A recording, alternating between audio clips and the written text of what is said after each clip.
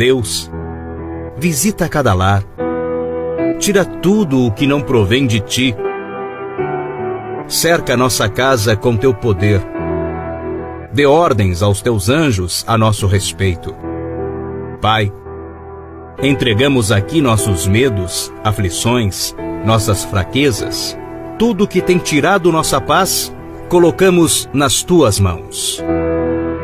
Que sejamos abençoados por ti em todas as áreas das nossas vidas.